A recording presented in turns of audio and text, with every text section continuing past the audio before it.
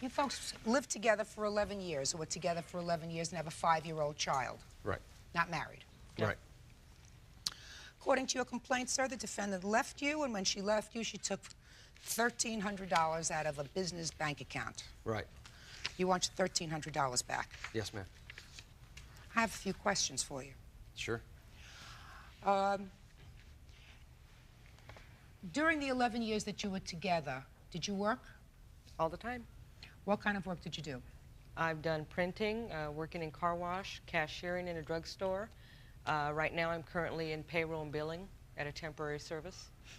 When you left, we'll get to that event in a moment, but when you left, what monies did you have after 11 years?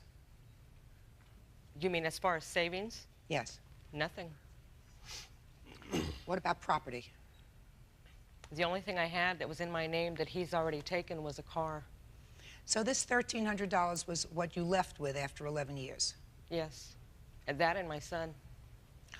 Now, Mr. Summers, I find some of the things that you say interesting. First of all, you were in business together. No. Well, you were in business. Right. What kind of business, sir? Automotive air conditioning.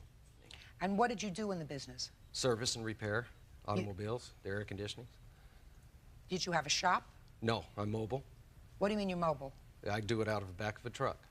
How long have you been doing it, sir? 4 years. The business was in her name. Yes. Why? 2 reasons. One, I thought that it needed to be because of Social Security, because I also have an incurable spinal disease that leaves me on the sedentary rule for work.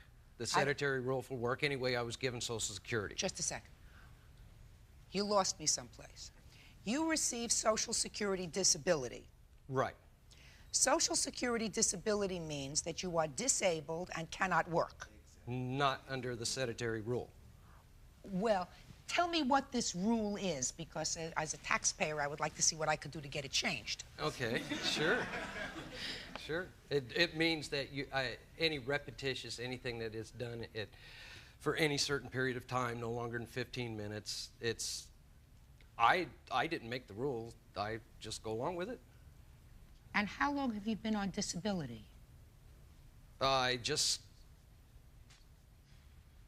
years. And you've been doing this work running around in your truck, fixing cars for 4 years. Right, right. So what you're telling me is, sir, that the reason you put the business in her name is because you were afraid that if the business was in your name, your disability would stop. No. Well, then... No, that's not true. That's I not have true. a 5.5-year-old son, Your Honor, that I wanted to be able to provide for in case anything happened to me. That's the God's truth. That's why I put it. Sir, you're lucky that a lightning bolt didn't come right down. Well, strike that's... you down. Let it strike me. That is the reason why. That is the reason why. That's a lot of baloney. Well? That's a lot of baloney. Okay. The baloney part is that when you're receiving disability, disability means that one is unemployable. And if you opened up a business and if you were told the Social Security Administration 4 years ago that you were now involved in doing work that was not repetitious because you were going someplace else, they would have stopped your disability. No, ma'am, they have not, and I have.